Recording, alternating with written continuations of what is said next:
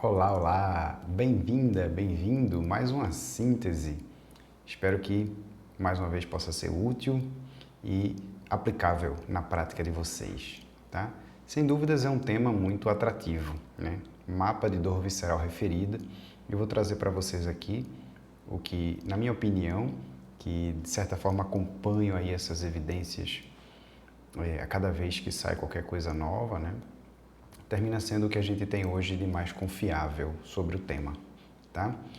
Porque é resultado de uma revisão sistemática, tá certo? Que analisou mapas de dor visceral referida e com bons critérios de inclusão, exclusão, para a gente ter alguma ideia de como usar isso na prática clínica. Ok? Então, espero que vocês gostem, tá certo? O título dessa síntese é O Mapa de Dor Visceral Referida Mais Confiável, justamente pelos motivos que eu apresentei anteriormente para vocês, tá?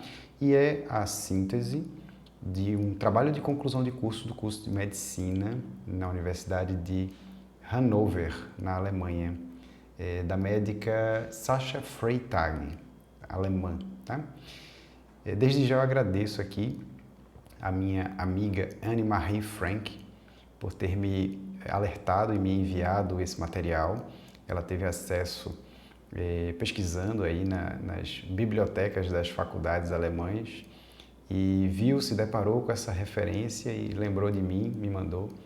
E termina sendo algo, né, muito valioso e um exemplo aí do que fica como publicação, perdão, não como publicação, do que fica como não publicação, né, de algo que pode ser muito relevante. Então, um trabalho de conclusão de curso que foi apresentado, ficou ali na biblioteca da universidade e isso não se transformou em artigo científico, né? Muitas vezes acontece esse processo. Então, é um exemplo aí que nos mostra que a coisa pode estar um pouco além das revistas em si. Agora, claro, não elimina a importância da gente querer publicar tudo que for relevante, mas nem sempre o que é relevante estará publicado em revistas, tá? Estará aí, talvez, nas bibliotecas. Começando, pessoal, é uma resenha que eu espero, né, conseguir ser sucinto, mas existem informações muito importantes e que eu preciso repassar para vocês, tá certo? Vou fazer uma introdução sobre as zonas de Redd, tá? As zonas de Redd são áreas da pele, tá? Em que a hiperalgesia pode ocorrer em doenças dos órgãos internos.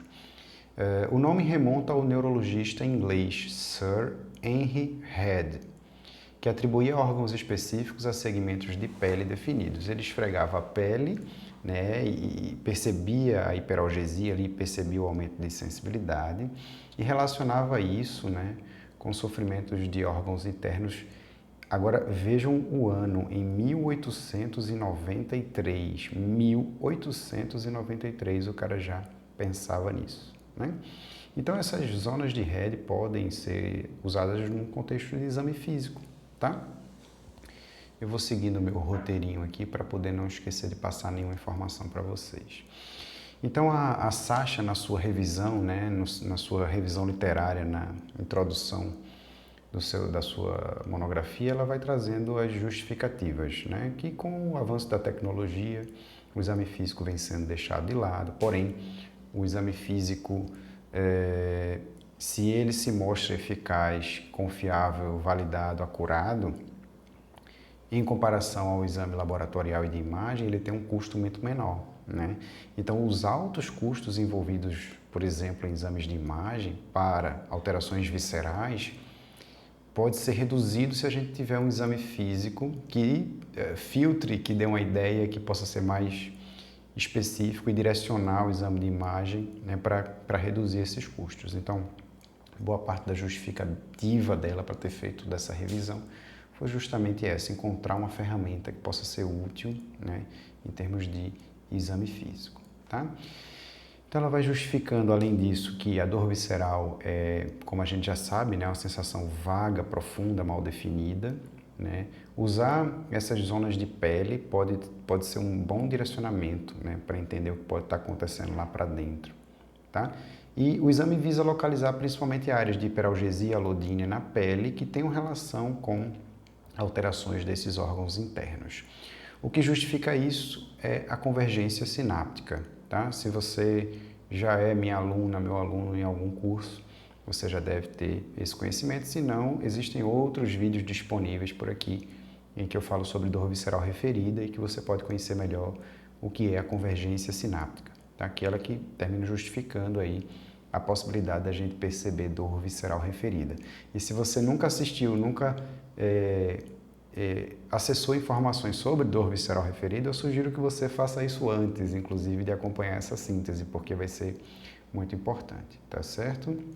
Então, o objetivo da Sasha com o trabalho é, enfim, né, de forma mais ampla, uma consideração abrangente de todos os estudos sobre este tópico, né, realizados até o momento, poderia levar, né, a um novo mapa dessas zonas de RED, né, como descrito anteriormente, em homenagem ao criador aí da avaliação, mais abrangente e baseado em evidências. Com base nisso, o que aconteceu? Todas as imagens relevantes e previamente publicadas das zonas de RED foram coletadas em uma pesquisa, avaliadas por um sistema de informação geográfico, é o ArcGIS, eu não conheço, tá?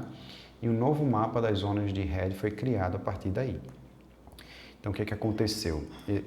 Precisou-se fazer uma padronização dos mapas, porque se eu pego um mapa com uma proporção de tronco, de braços, e comparo com outro com uma proporção diferente, a área de dor visceral referida pode ser profundamente diferente.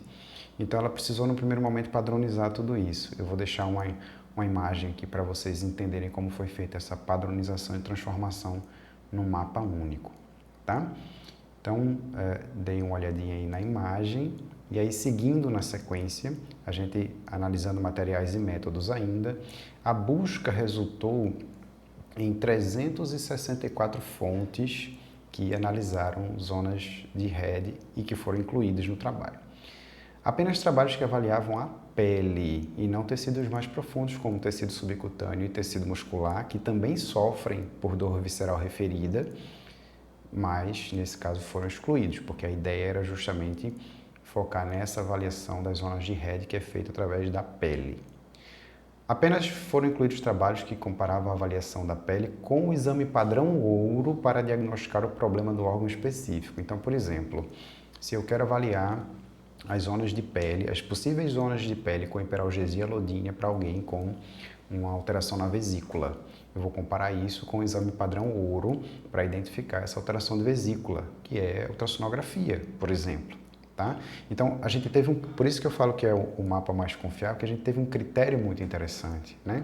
Então, apenas foram incluídos aqui trabalhos que comparavam o exame físico da busca por áreas de hiperalgesia lodínea na pele, correspondente a alterações de órgãos internos, que avaliaram essas alterações de órgãos internos com o exame padrão ouro responsável por detectar isso. Tá? Então, é interessante e pode ser muito útil. Tá? Então, através do software, esse software, no caso geográfico que eu falei, todas as imagens foram adaptadas a um único padrão de mapa, com o objetivo de manter a coerência, né, das avaliações realizadas em cada estudo. Tá?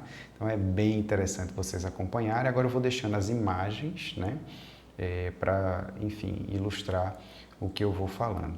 Primeiramente, com relação ao coração, o que a gente vai ter? A gente vai ter as zonas mais amplas, né, em A e em C, né? A é a região anterior e C é a região posterior. E a gente vai ter essas zonas mais fechadas em B e D. Tá? Isso vai ser padrão aí para todos os órgãos avaliados. O que acontece? As zonas A e C incluem os trabalhos que preencheram os critérios de inclusão. Tá? E aí você vai ver todas as áreas de pele que se mostraram, todas as possíveis áreas de pele que se mostraram com hiperalgesia lodínea para uma pessoa com uma alteração no coração. Porém, o mais útil, vocês vão percebendo ao longo das imagens, é focar nas imagens B e D. Por quê?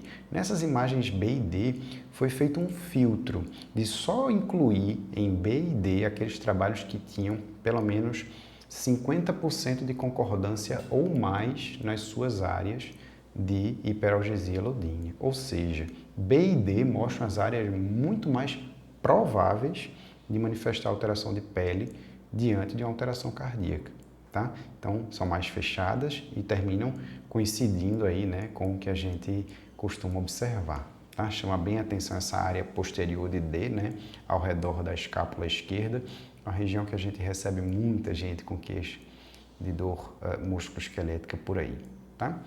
E aí você vai ter também para alguns órgãos a comparação, como essa imagem está mostrando aqui para vocês, da zona original, né, proposta por Red, tá? A zona original comparada com a zona A, que é a parte mais ampla, e com B, que é a parte mais focada, que admite apenas 50% de concordância entre os trabalhos analisados. Partindo para o pulmão, você vai ter a mesma comparação, olha lá, A e C, zonas mais amplas, né, anterior e posterior, e o que importa mesmo, que é útil, B e D. Atenção, pessoal, para essa imensa zona em D, né, região posterior do tronco, ali sobre, né, as escápulas e passando um pouco para baixo também, de zonas de hiperalgesia alodínea diante de alterações pulmonares, tá? Passando um pouco mais, a gente vai chegar no estômago, tá certo? Que mais uma vez vocês vão ver aí zonas muito amplas e espaçadas em A e C, mas quando a gente foca isso e filtra para 50% de concordância ou mais em B e D, você vai ter zonas bem focadas, né? E úteis para se considerar em termos de queixa de dor. E lembrem, né, que a queixa de dor anterior, né, no tronco, ela é um indicativo interessante de sofrimento visceral, de dor visceral. E aí quando você compara isso com a região trazida também pelo paciente de queixa posterior, você já pode ter uma boa ideia aí do que está acontecendo, tá certo? E aí você vai ver aqui também a comparação do estômago depois dos trabalhos, né, que passaram pelo crivo da análise estatística e a proposta original lá do Red. Vocês vão ver que em muitas ele foi mais preciso, em outras nem tanto, mas vamos considerar, né? Em 1893 o cara propôs isso, é digno de homenagem realmente, tá? Passando para o próximo, a gente vai ter fígado e vesícula biliar, tá certo?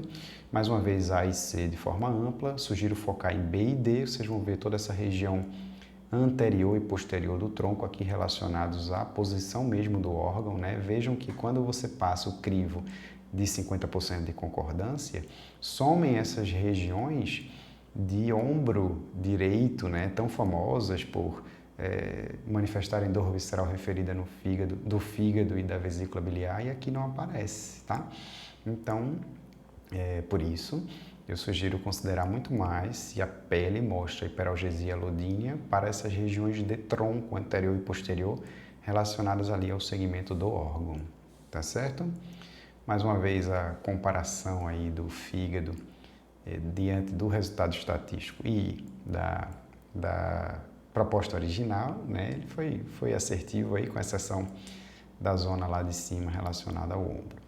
Aorta ascendente e arco aórtico, coisa que a gente não pensa muito, né, quando pensa em dor visceral referida, e aparece aqui com uma certa relevância nessas regiões anteriores em B e posteriores em D. Chama muita atenção a sobreposição, digamos assim, de áreas que apareceram também com alterações do coração, tá? Por isso que os mapas eles vão dar só uma ideia para a gente, eles nunca serão tão precisos ao ponto de poder identificar especificamente um órgão ou não, eles vão dar uma ideia, tá? E essa é justamente a proposta da revisão, tá? Rim e ureter, né? Tão famosos aí, você vê que em B e D fica muito localizado do lado direito, isso chama bastante atenção, né? Essas zonas aqui anteriores e posteriores também, lombares, aparecendo um pouquinho do lado esquerdo, tá certo? Sugiro levarem mais em consideração essas regiões de B e D. E aqui o rim, com a proposta original, dessa vez o Red não foi tão preciso, né? Mas tudo bem, ele tem créditos. Vamos para a próxima. Útero, tá? Útero é extremamente importante. Vejam as áreas e aí foquem já em B e D, que vocês vão ver as áreas com mais de 50% de concordância entre os trabalhos.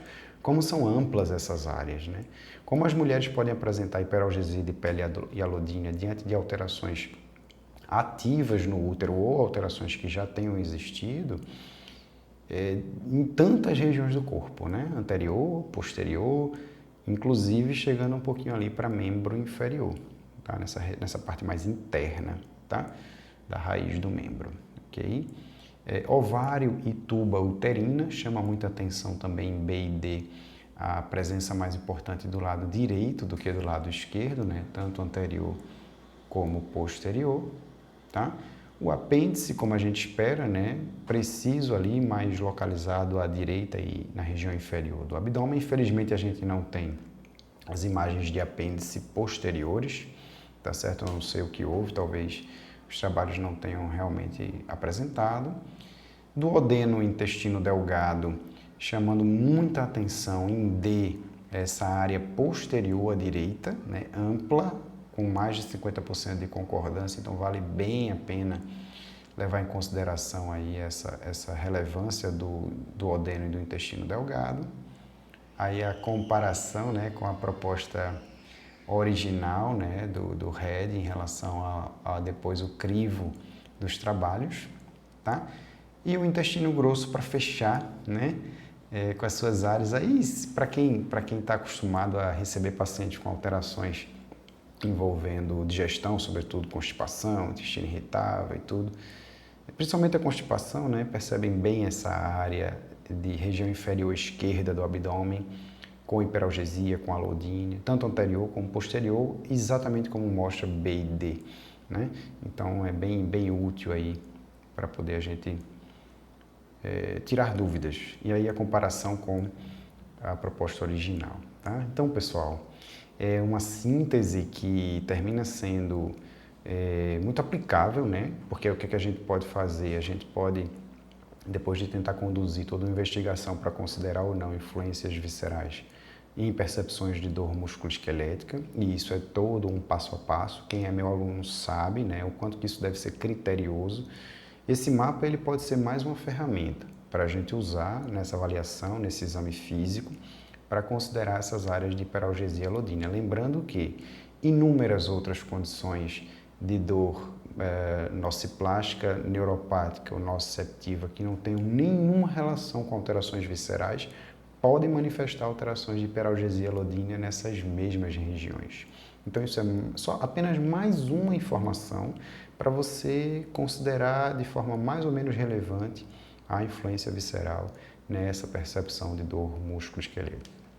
Eu espero que você tenha gostado, que seja útil e que você possa aplicar aí no seu dia a dia de prática clínica. Beleza? Valeu e um grande abraço!